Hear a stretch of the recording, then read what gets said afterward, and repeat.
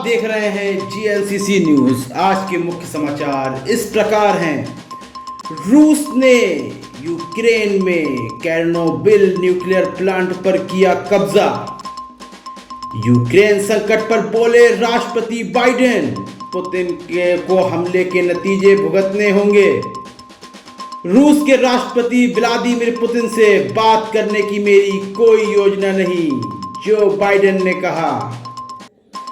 दिल्ली में पिछले 24 घंटों में कोरोना के 556 नए मामले सामने आए, 6 की हुई मौत। राष्ट्रपति पुतिन ने फ्रांस के राष्ट्रपति इमैनुएल मैक्रों से की बात। यूक्रेन के राष्ट्रपति का दावा, रूस के हमले में 137 नागरिकों की हुई मौत। रूस के हमले के बाद यूक्रेन के शरणार्थियों को पनाह देगा अमेरिका।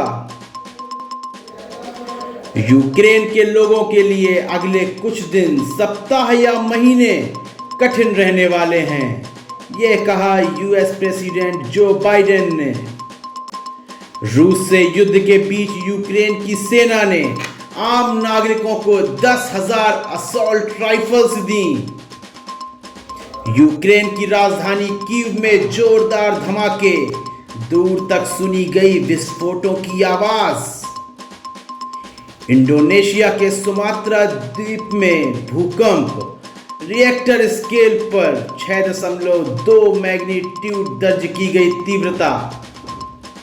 यूक्रेन की वायुसेना ने किया 2 रूसी एयरक्राफ्ट को मार गिराने का दावा। यूरोपियन यूनियन ने रूस पर लगाए प्रतिबंध, 70% बैंकिंग सेक्टर को नुकसान पहुंचने का दावा किया। रूस यूक्रेन युद्ध के बीच नाटो देशों के साथ बैठक करेंगे अमेरिकी राष्ट्रपति जो बाइडेन।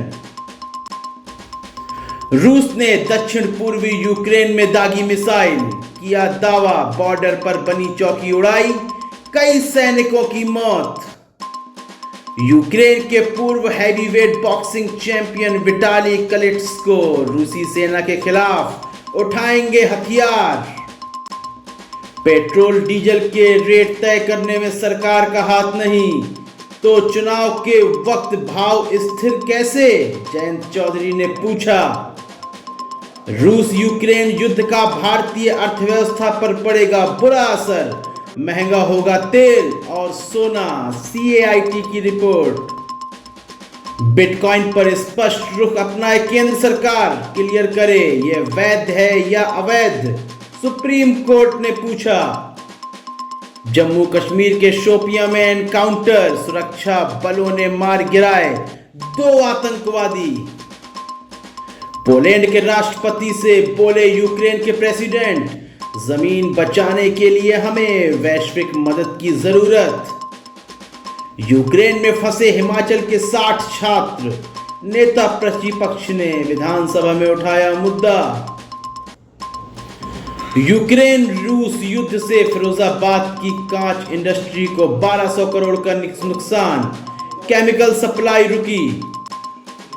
यूक्रेन की सेना का जोरदार पलटवार, रूसी कब्जे में मेलिटोपोल शहर छुड़ाया।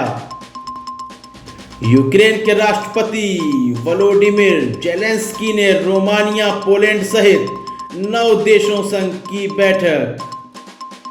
50 मिलियन की आर्थिक सहायता देने के लिए पोलैंड सहित 9 देशों का शुक्रिया, यूक्रेन प्रेसिडेंट ने कहा।